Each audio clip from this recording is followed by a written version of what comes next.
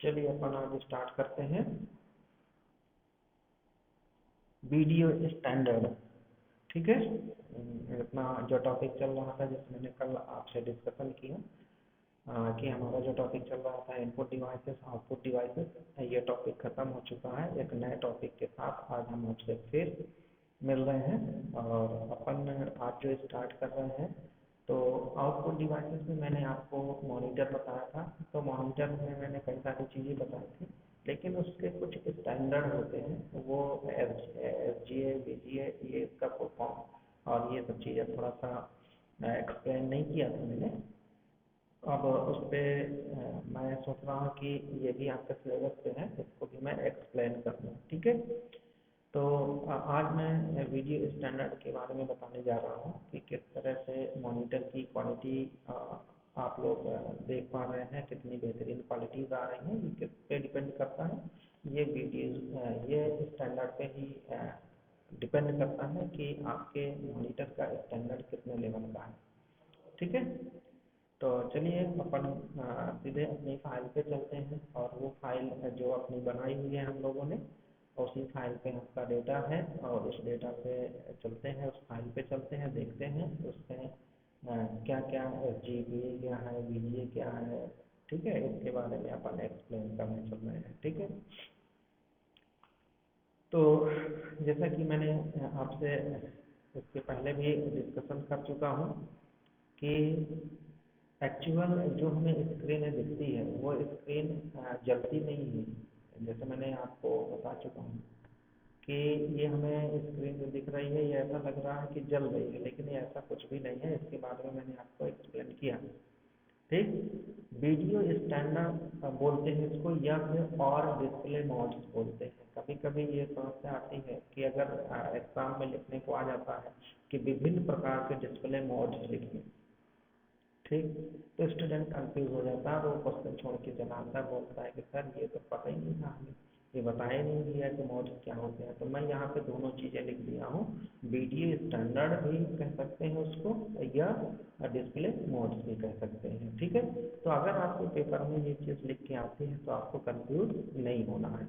जैसे मैंने आपको डिसएडवांटेज के बारे में बताया है, या उसकी विशेषताओं के बारे में बताया है, या उसके एडवांटेज के बारे में बताया है, तो ये एक्चुअल कुछ ऐसे शब्द होते हैं जो सेम होते हैं, जैसे कैरेक्टरिस्टिक्स विशेषता, एडवांटेज गुण विशेषता।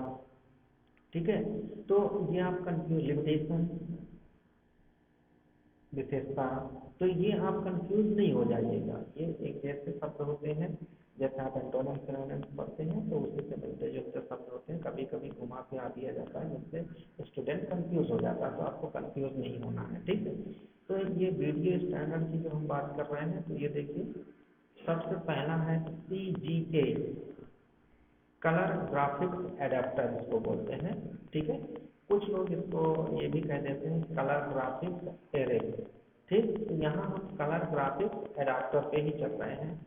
क्लियर। अब यहाँ पे है कि ये है क्या एक्चुअल, तो ये आपको बता दूँ, ये क्वालिटी होती है स्क्रीन की, जो आपका कंप्यूटर होगा उस कंप्यूटर की क्वालिटी बताती है। तो यहाँ पहला है कलर ग्राफिक्स एडाप्टर को संक्षेप में CGA कहते हैं। अगर आपको लिखने को आ जाता है कि व्हाट इज सीजीए, सीजीए क्या है, तो सीजीए कलर ग्राफिक्स एडाप्टर को संक्षेप में सीजीए कहते हैं।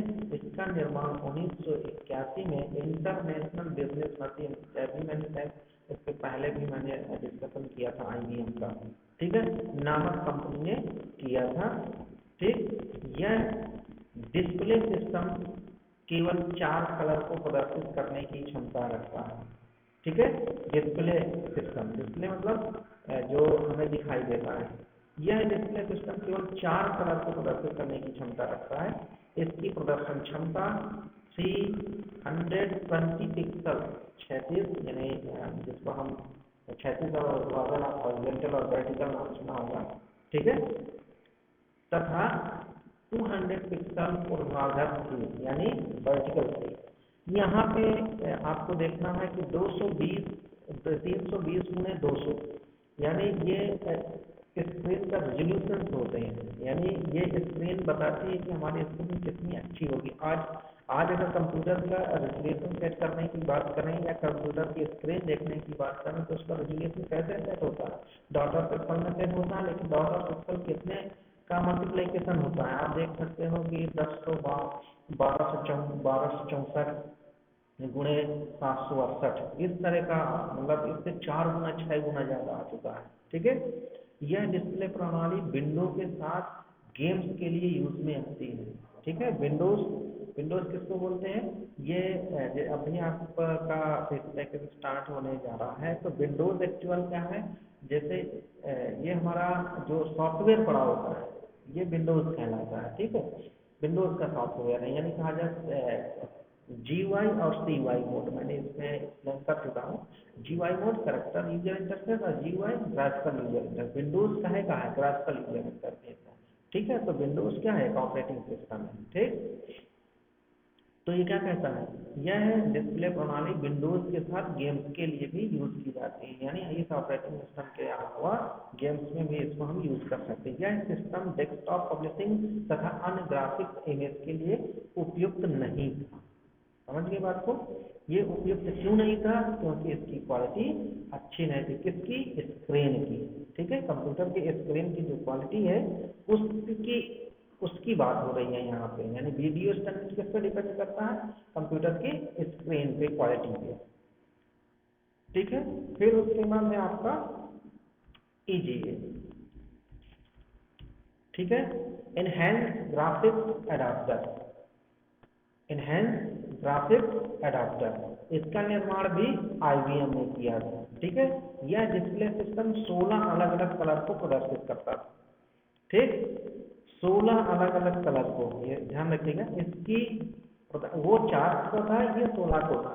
इसकी प्रदर्शन क्षमता CGA की अपेक्षा बेहतर, यानी 640 पिक्सल तथा 350 पिक्सल हॉरिजॉन्टल वर्टिकल। ठीक है, देखिए वहां 320 था, 320 इंटू 200, यहाँ 340 इंटू 640 इंटू 350 हो गया, यानी ये क्रॉस गुणनफल होता है।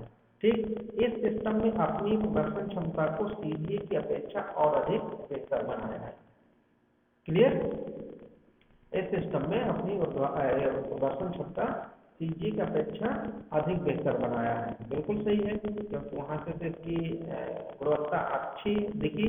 इस सिस्टम में यह डिस्प्ले सिस्टम टेक्स्ट को CGA की अपेक्षा आसानी से पढ़ सकता है। ठीक, परंतु फिर भी EGA अधिक क्षमता वाली ग्राफिक्स तथा डेस्कटॉप पब्लिशिंग के लिए उपयुक्त नहीं था। डेस्कटॉप पब्लिशिंग आप समझ सकते हैं, जैसे फोटोशॉप, अगर मैं कोई सॉफ्टवेयर का नाम ले लूँ तो फोटोशॉप।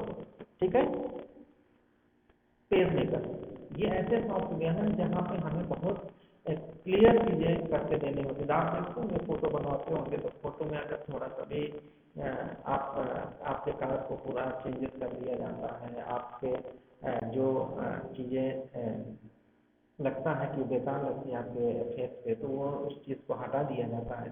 ये फोटोशॉप के माध्यम से ही किया जाता है। तो ऐसी क्लियरनेस सुविधा पहले अवेलेबल नहीं थी। ठीक है, फिर नेक्स्ट है VGA, video graphics adapter. Video graphics adapter VGA display system का निर्माण IBM कंपनी ने 1987 में किया था, 1987 में किया था, ये आप समझ जाइए। यानी किसने किया, सभी को IBM कंपनी ने किया। ये तो अपने कॉमन दिमाग में बात रख लीजिए कि IBM company, international business machine company ने ही इनको डेवलप किया। आजकल बहुत सारे VGA मॉनिटर यूज में लाए जा रहे हैं। बिल्कुल सही है कि आजकल VGA मॉनिटर ही उपयोग में लाया जा रहा है।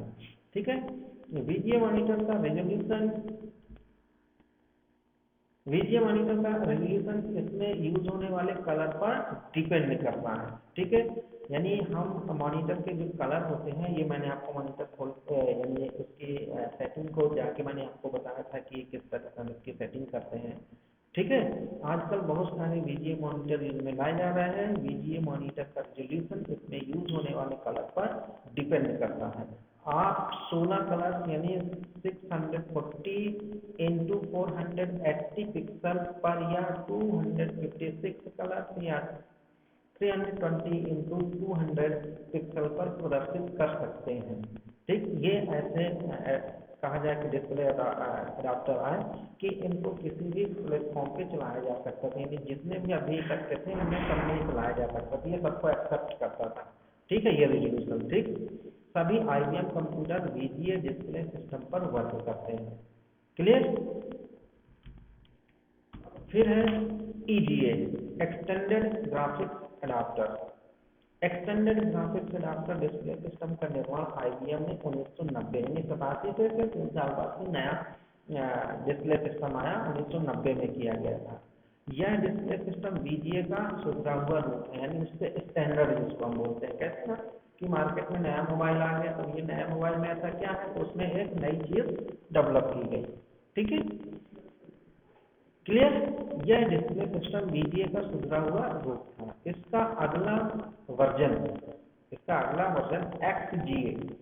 ठीक है, यानी 16 लाख कलर। जैसे मैंने इससे पहले बताया था कि आज के सिस्टम में आप देखते होंगे 3 कलरों से न्यूली बना हुआ RGB।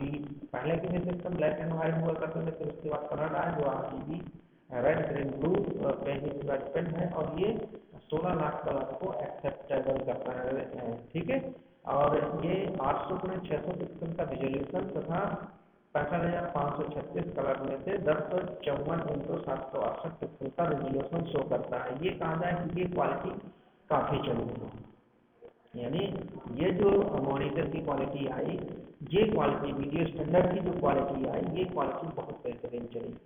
ठीक है, फिर इसके बाद फिर और प्रोग्रेस हुआ, और उस प्रोग्रेस के बाद आया SVGA, super video graphics adapter. Super video graphics adapter video electronic standard association द्वारा एक स्टैंडर्ड प्रोग्रामिंग इंटरफेस स्थापित किया गया, जो कि पर्सनल कंप्यूटर में SVGA को सपोर्ट करता है, यानी सुपर वीडियो ग्राफिक्स अडाप्टर को सपोर्ट करता है। इसे वेजा BIOS एक्सटेंशन कहते हैं, binary input output system extension कहते हैं। SVGA डिस्प्ले सिस्टम 16 लाख तक के कलर को शो करता है। ठीक, यह वेजा बायोस 800x60 पिक्सल रेजोल्यूशन या 1600 पिक्सल इंटू 1200 पिक्सल से रेजोल्यूशन शो करते हैं। ठीक, तो कहने का तात्पर्य है कि ये अलग अलग स्टैंडर्ड के हमारे मॉनिटर हैं, और ये मॉनिटर आज हम यूज कर रहे हैं। यानी कहा जाए कि आज अगर हम बात करें तो यहाँ से उठाते हैं मॉनिटर, तो हम सबसे पहले इस तरह के मॉनिटर की क्वालिटी जो हुआ करती थी वो CGA कलर की क्वालिटी हुआ करती थी।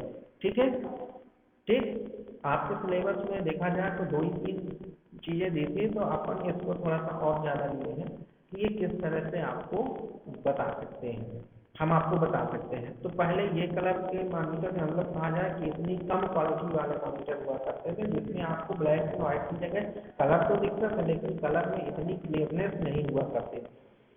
फिर उसमें फिर चेंजेस हुआ, चेंजेस होने के बाद EGA आया। ठीक है, EGA में काफी सारी चेंजेस हुई, यानी कहा जाए कि उससे थोड़ा सा ये अच्छी क्वालिटी का मॉनिटर स्क्रीनिंग आपको मिलना शुरू हो गई। ठीक है, फिर उससे और चेंजेस हुआ, जो फिर VGA आया, जिसको हम वीडियो ग्राफिक्स अडाप्टर कहते हैं। फिर इसके बारे में हम बात करते हैं तो फिर EGA आया, एक्सटेंडेड ग्राफिक्स अडाप्टर।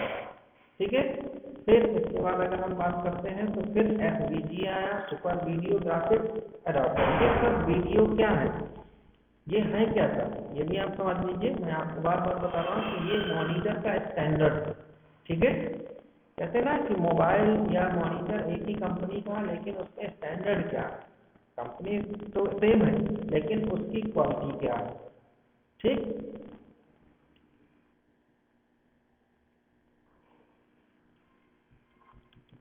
फिर उसके बाद क्या आया, XVGA आया। ठीक, और ये सभी पॉइंट्स लिखने को आते हैं। मैं आपको बता दूं, मॉनिटर अगर आता है तो ये पॉइंट्स एक्सप्लेन करने के लिए भी आते हैं कि आप उसको एक्सप्लेन करें। ठीक है, फिर इसके बाद आता है एक मेमोरी। मेमोरी तो आपने सुना होगा, मेमोरी मैंने बता भी दिया, इंटरनल और एक्सटर्नल। दो तरह की मेमोरी हम लोग यूज करते हैं, इंटरनल और एक्सटर्नल। बहुत सारे storage device, secondary storage devices हैं, जैसे मैंने डीवीडी, सीडी, फ्लॉपी डिस्क, ये सभी को मैंने एक्सप्लेन कर चुका हूँ। ये सभी सेकेंडरी स्टोरेज डिवाइसेस के श्रेणी पे आते हैं। ठीक है, तो एक मेमोरी का नाम आपने शायद सुना हो, ये मैंने नहीं बताया था, SIMM। ठीक है, SIMM का पूरा नाम है सिंगल इनलाइन मेमोरी मॉड्यूल, है जो एस कनेक्टर वाले छोटे सर्किट्स बोर्ड होते हैं जिनमें रैम चिप को रखा जाता है। रैम को तो मैंने बताया था, रैंडम एक्सेस मेमोरी। ठीक है, तो रैम चिप को रखा जाता है। इन SIMM को सम्मिलित करने के लिए मदरबोर्ड पर स्लॉट की सुविधा दी जाती है। मदरबोर्ड यानी कहा जाए कि हमारे CPU के अंदर एक बोर्ड लगा होता है बड़ा सा, और जिसमें सभी डिवाइसेस लगी हुई होती है, उसी को हम मदरबोर्ड बोलते हैं। ठीक है, यानी ये कह सकते हैं कि अगर मदरबोर्ड को हटा दें तो मदरबोर्ड में ही सब कुछ लगा हुआ है। ठीक, यानी हर चीज़, चाहे वो आपका हार्ड डिस्क हो, चाहे आपकी रैम हो, चाहे बसेस हो, चाहे चिप्स हो, वो सभी कुछ मदरबोर्ड पे लगा हुआ है। तो ये क्या कहता है, SIMM कनेक्टर और मदरबोर्ड पर स्थित स्लॉट मेटल के होते हैं, धातु के होते हैं, जैसे सोना या टिन आदि। ठीक, तो मदरबोर्ड में जितने भी चीज़ें लगी हुई, अगर मदरबोर्ड नहीं है तो कुछ भी नहीं, ये बात आप समझ लीजिए। ठीक है, क्योंकि एक प्लेटफॉर्म होता है, यानी यह ऐसा मैं समझा सकता हूँ कि अगर ट्रेन को रुकना है तो उसके लिए एक प्लेटफॉर्म होता है। अगर प्लेटफॉर्म नहीं है तो ऑफिशियल रूप से ट्रेन वहाँ पे नहीं रुकेगी। कहने का तात्पर्य है कि मदरबोर्ड अगर नहीं है तो हम इतने छोटे छोटे पार्ट्स आखिरकार रखें कहाँ, तो इन सब पार्ट्स को हम मदरबोर्ड पे ही रखते हैं। ठीक है, तो ये एक सिम छोटा सा रह गया था, जिसको हम सिंगल इनलाइन मेमोरी मॉड्यूल कहते हैं। इसका फुल फॉर्म होता है सिंगल इनलाइन मेमोरी मॉड्यूल। ठीक है, ये इस तरह की होती है, आप देख सकते हैं। ठीक, फिर इसके बाद आप एक छोटा सा और चीज रह गया था, SSD क्या है, सॉलिड स्टेट ड्राइव इसको बोलते हैं, SSD सॉलिड स्टेट ड्राइव। ठीक है, सॉलिड स्टेट ड्राइव ये एक मेमोरी डिवाइस है। आप इसमें कंफ्यूज नहीं हो जाइए, जैसे मैंने कहा इंटरनल और एक्सटर्नल। आजकल आपने हार्ड डिस्क देखा होगा। ठीक है, ये हार्ड डिस्क का रूप ही है, ये देख सकते हो।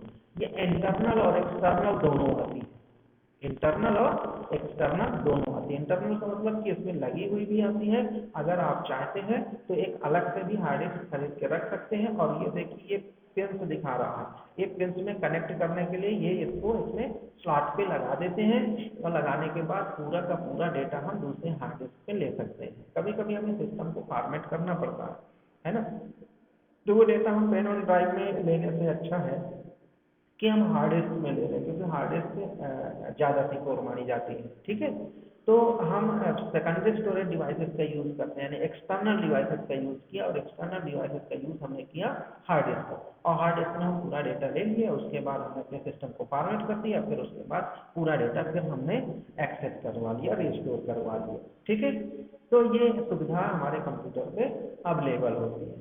क्लियर, तो SSD क्या है, SSD एक सॉलिड स्टेट ड्राइव है। SSD का फुल फॉर्म है सॉलिड स्टेट ड्राइव। ये एक मेमोरी डिवाइस है, पेन ड्राइव की तरह ही, केवल इसमें थोड़ा ज़्यादा स्पेस होता है। ठीक है, और ये थोड़ा ज़्यादा सोफिस्टिकेटेड डिवाइस है। ये एक नॉन वोलेटाइल मेमोरी है। ठीक है, यानी कहा जाए कि इसमें अगर मैं हार्ड डिस्क की बात हटा दूँ यहाँ से, तो SSD में हार्ड डिस्क की तुलना में बहुत कम डेटा स्टोर किया जा सकता है। ठीक है, लेकिन आज देखते होंगे तो हमारे पास हार्ड डिस्क आती है, GB की तो बात छोड़ दीजिए, TB में आना शुरू हो गई।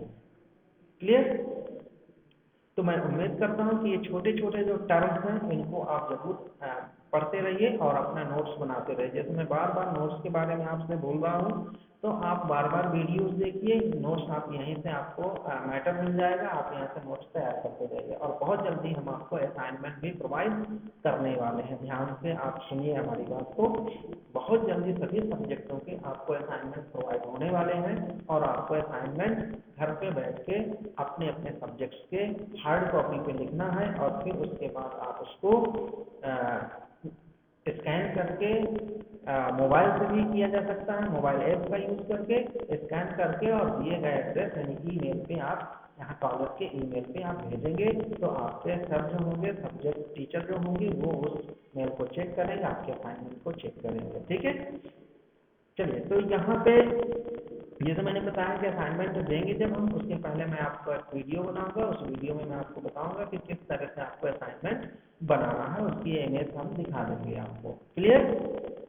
चलिए तो ये हो गया SSD।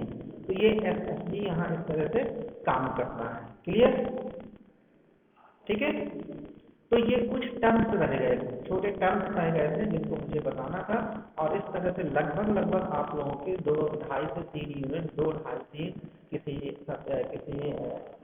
क्लास की 2 यूनिट, किसी के 2.5 यूनिट, किसी के 3 यूनिट, लगभग ये सिलेबस कंप्लीट हो गया है।